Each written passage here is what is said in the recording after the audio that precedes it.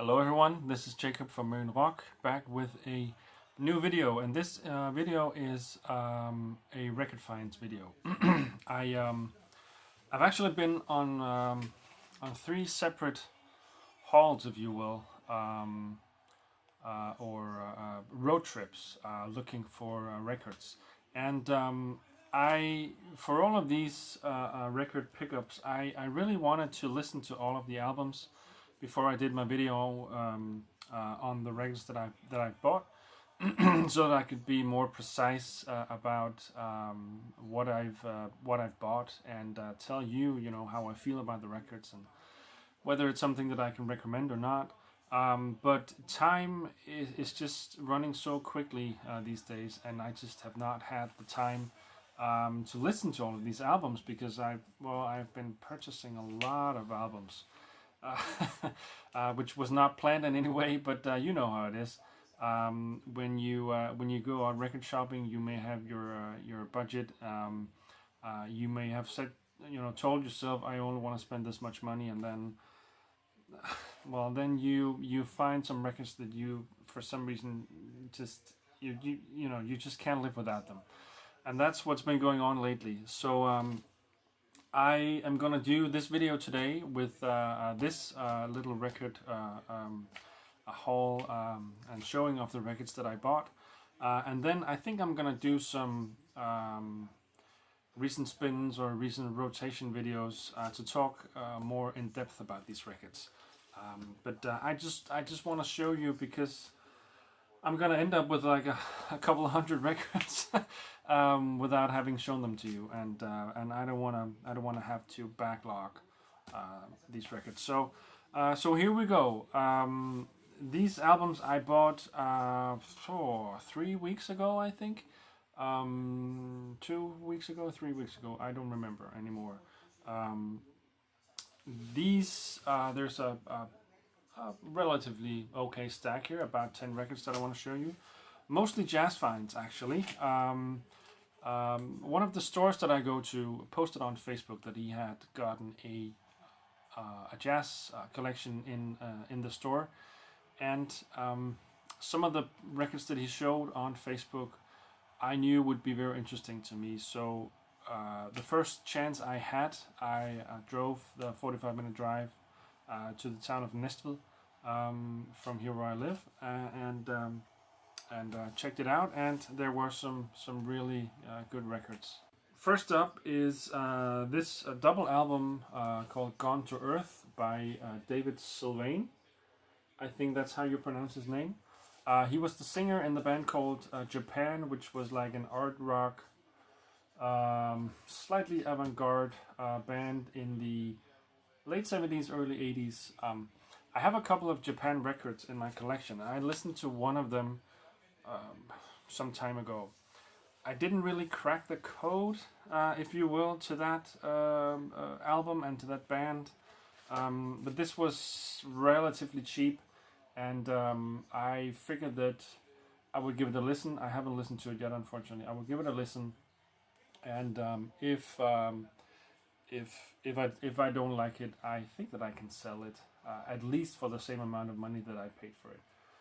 This is a nice gatefold cover here, with some information on the songs and the musicians playing on this side, and then just a picture on the other side. The back side of the sleeve here. This is on Virgin Records, just plain wine inner sleeves. You can see the label right here. Looks really cool. Looks kind of like a 4AD label in a way. I'm gonna give this a go. David Sylvain worked a lot with Robert Fripp. I think, was Robert Fripp also in Japan? I'm not sure if he was. I think maybe he was. At least they have worked together on several albums. Even if he wasn't a part of Japan, David Sylvain and Robert Fripp have worked on, I think, numerous records. This one is from '86. Discogs say that it's art pop, art rock. So I think it's along the same lines as Japan, maybe with a different sound to it.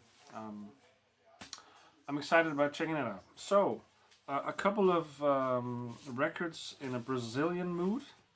First of all, I found this one, which is simply called Brazil, with some really, really interesting names, which is why I bought it. So it's João Gilberto, Caetano Veloso, Gilberto Gil, and then a singer who I didn't know, Maria Bethania, I think her name is. But obviously, João Gilberto and Caetano Veloso, and also Gilberto Gil, I heard of before. Big fans of them. This is the back of the record sleeve. This was released in 1980, I believe. It's a Dutch pressing on Philips, and I listened to this one, and it's really good. It's very, very good. There's only 6 songs, so they are a bit lengthy, but I don't mind. I really love Brazilian music.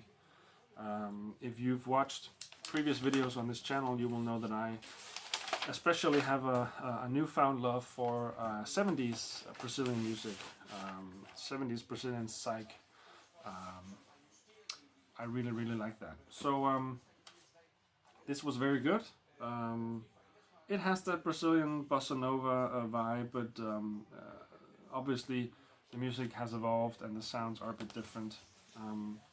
Another Brazilian-ish record that I've bought, have not listened to it yet, sorry, is this one, Brazilian Mood by Stan Getz. I believe this is a compilation. Is it or is it not? No, I actually don't think it's a compilation. Maybe it is a... it says here, released in 1963. This record here is, I believe, not from 63. It must be a later reissue. It has Desafinado on it, and then other Brazilian songs, of course, since it's a Brazilian mood record. I haven't really read that much about this record yet on Discogs, and I haven't listened to it, but looks great, and I'm sure that I will love it. It's on a label called Metro. It's a German pressing. It says 1963, but I'm sure that this is a later reissue. This is not an original. So I am excited about checking that one out. And now that we have shown some Stan Getz, we're gonna go into the jazz records here. I got this compilation, which is also a German compilation. German pressing at least. It's called Blue and Sentimental, and those are some of the names. So Ben Webster, Don Byas, Duke Pearson, Buddy Tate, Walter Bishop, and others, it says. And the funny thing about this is that and others, because there are some names here on the back with some of the guys, other guys that are on this record, and you have, among others, Kenny Drew, and then also 2 Danish guys. So it's Niels Henning Ørsted Pedersen, who was a phenomenal jazz bass player, and then also Alex Riel, who is, he's still alive, thankfully, a very, very gifted drummer, jazz-wise. And I guess I kind of bought this record. I mean, I know Ben Webster. I have some albums by him, but I bought this primarily because these 2 fellow Danes are on it, and I just thought it was funny that it has all of these names, and then this is and others, and the and others is the reason why I bought it. So it's a compilation. Those are the songs. The Man I Love, I know at least. I'm not sure if I know the other tracks on here, but I'm sure it's great. I haven't listened to it yet, but I can't wait to. Speaking of Alex Riel, he is also on the next record, which is a Danish jazz record released in 1990 by a guy called Jens Jefferson, who I believe played the bass as well. I don't know anything about him. I don't know anything about this record. It looked pretty good on Discogs. The reviews were quite good. The guys on here are very talented. The two other guys, I know them. It's I get once again. It's Alex Riel, and then on drums, and then Uffe Steen on guitar. So it's it's a jazz trio record. The cover has a bit of water damage. You can probably see at least maybe over here. There's some stains, and the cover is a bit wrinkled, but it's okay. It wasn't that pricey, so that's fine. The album is called Interaction. Like I said, released in 1990 on the Danish jazz record label called Olufsen. You can see the label here, Olufsen Records. And yeah, record looks brand new. Looks almost like no one has ever played it before. So I haven't listened to this one as well. Sorry, but I'm looking forward to checking it out. Moving on to some more well-known names. I got this one, which is a double record, An Evening with Herbie Hancock and Chick Corea. So this is a live record, as it says, in concert. Double album with only 6 songs on it, on 4 sides. So I'm guessing it's very improvisational, and 2 pianos. Really chuffed about this one. Really looking forward to checking it out. This is the gatefold, the inside the gatefold here. That's a really cool cover here with the 2 pianos side by side and the 2 guys playing. And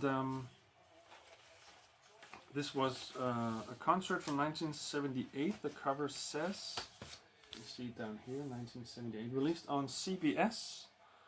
Again, this is a Dutch pressing, or European pressing on CBS. You see the CBS label here. Yeah. I have yet to listen to it. If you have listened to, or if you know some of these records that I'm showing that I've not listened to, what are your thoughts on them? Comment below on what you think about the records. Did I buy some good stuff? Did I buy some really bad stuff? I don't know yet, but I'm looking forward to checking it out. I know both Chick Corea and also Herbie Hancock, so it can't be all bad. And speaking of Herbie Hancock, I got this album, which I already have on CD, but I did not have on vinyl. Herbie Hancock Headhunters. Now I have listened to this one, and it is amazing. It is a really good record. Released originally in the late 70s, I believe. Brilliant album. Also on CBS, no, 1974 it says. Also on CBS, Dutch pressing. Brilliant record. My favorite track on here is, I think, Sly, which is the first track on side 2. That's really up-tempo, but you know, the record from start to finish, all 4 tracks are just amazing. And I'm gonna spin this a lot. I can feel, yeah, I'm really happy about getting this one on vinyl. It sounds amazing. Let me see, how many do I have left? 1, 2, 3, 4, 5. I have 5 more to go. All of them jazz records. Really cool. I'm really, my jazz collection is really starting to get bigger. Also, on one of the other hauls, one of the other field trips that I went on, I bought a really nice jazz record that I'm so excited to show you, but it will be in a different video. Next one I got is this one. Charles Mingus presents Charles Mingus, a French pressing of this record. Some liner notes here on the back in English. You can see the tracks down here. So this is also a live recording, and it starts off with Charles Mingus telling the crowd to not applause, basically at any time during the show, or at least he asks them to hold on with applauding until the concert is over, because it disturbs them when they play, and he's very adamant about that. And he in between the songs here, he thanks the crowd for not applauding. I've never ever heard that. I've never ever experienced that. I haven't been to many jazz concerts, but the ones that I've been to, it seems that whenever there's been a solo, everyone in the crowd, including myself, applauds the man or woman who just did the solo. And I never considered that would in any way disturb the musicians, but I guess it sounds pretty logical, because if there's like a thousand people in the audience or whatever, and they're all applauding, well, maybe then you can't hear what you're playing. I don't know, but Charles is very, very adamant about the audience not applauding during the playing, and not after the songs as well. Please wait with your applause until the show is over. I've never experienced that. His band on this record is Eric Dolphy on alto sax and bass clarinet, Ted Curson on trumpet, Danny Richmond on drums, and then of course Charles himself on bass. It's a great record. It's a very free form record. I was surprised that it was that improvisational. I did not see that coming. This is from 1960, I believe. Yeah, 1960 this was recorded, and I was surprised that it was so so loose and not more fit into a box, and we're gonna play the melody and then we can drift off for 10 minutes and play our solos or whatever, and then we can come back to the theme of the song. But no, this is very very, very free. I listened to it and it's not my favorite. I think I gave it a 3 out of 5 on Discogs, and that's how I feel about it right now. I'm gonna listen to it more, and maybe it will grow on me, and I will like it more. I'm not gonna sell it. I'm not gonna flip it. It's gonna stay in my collection. But yeah, this one caught me a little by surprise. The next one didn't. This is Duke Ellington and John Coltrane with their self-titled album. This is released on Impulse, or MCA Impulse. This is not an original. This is a repress. You can see the label here. This is brilliant. This is a really, really good record. You see the back of the sleeve here.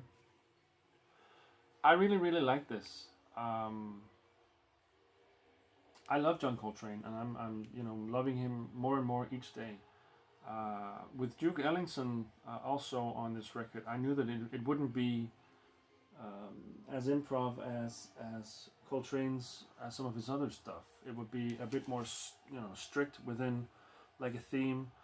The songs, the longest track here is just shy of 6 minutes, so I knew that it wouldn't be too freeform, and that's fine.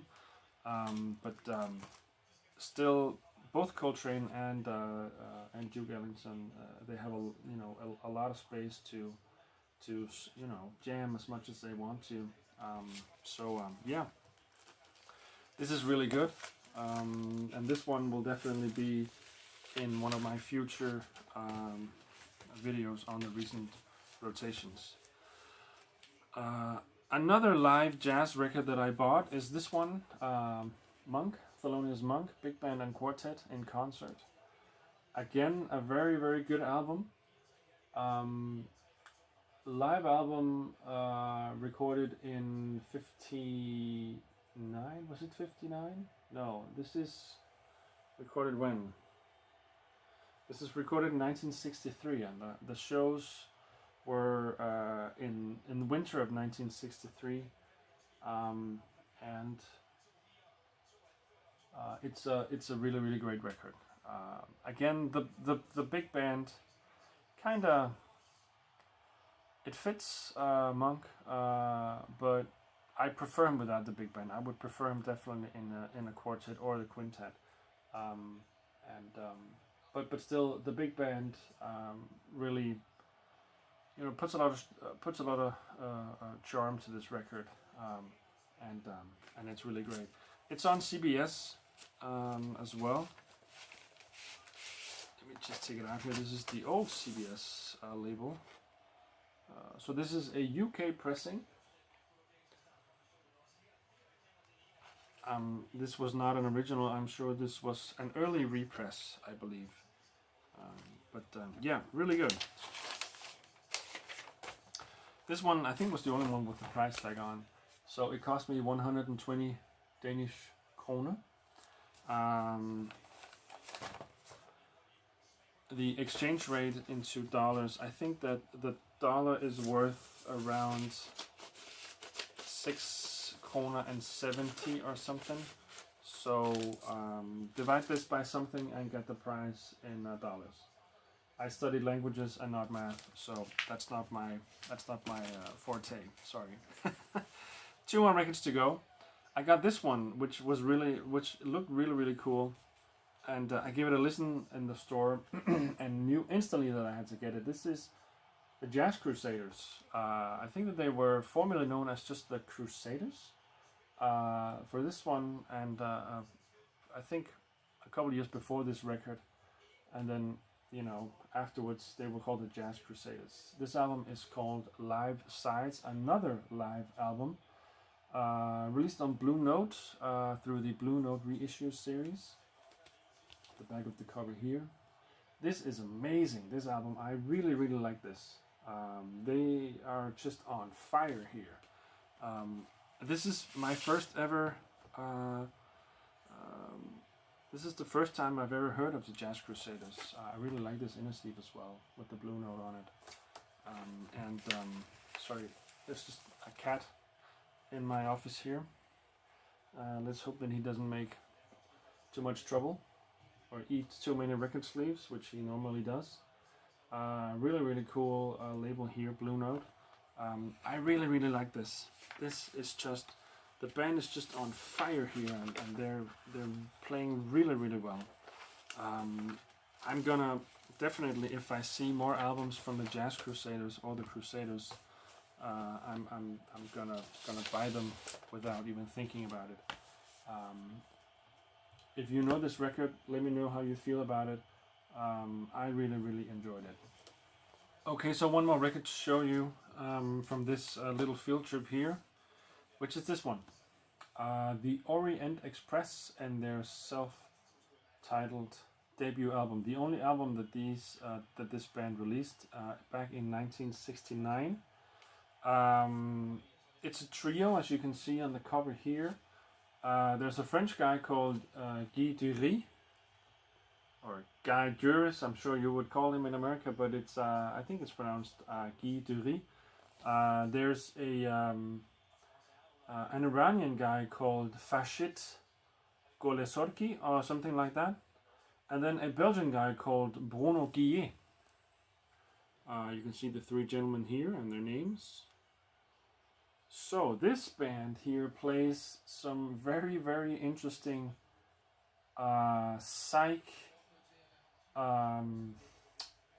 rock meets jazz meets Iranian folklore meets European stuff. Sure. Yeah, I don't know. It's very good, and these 3 gentlemen, I think, traveled to America, to Soho. No, in the New York East Village. They traveled to, and they recorded this album, and this is freaking amazing. I'm definitely gonna show this and play some songs from this in a upcoming video. I found out later that this album is actually bootleg, this pressing here, which kind of sucks. But the originals are very expensive. It's a newer bootleg, because I think it's a 180 gram record. That's the label right there. This is just amazing. The original record was released on mainstream, as you can see here, but like I said, this is a bootleg. But the album is freaking amazing. I really love this. I'm gonna be spinning this a lot this year, and so I'm so happy to find this, even though it's a bootleg. Yeah, if you know this record, maybe you even have the original. Let me know how you feel about it. The Orient Express. That's it for this short video, which, as always, ran way too long, because I just can't keep my mouth shut. But stay tuned for more videos with more new records that I bought. I have some 2 piles here on the floor that I'm gonna take you through, and check out the upcoming recent spins, recent rotation videos for more on some of these records. Not all of them, I'm sure, but some of them. So thank you for watching. Like the video, subscribe if you want to, if you don't already, and thank you for watching. Bye.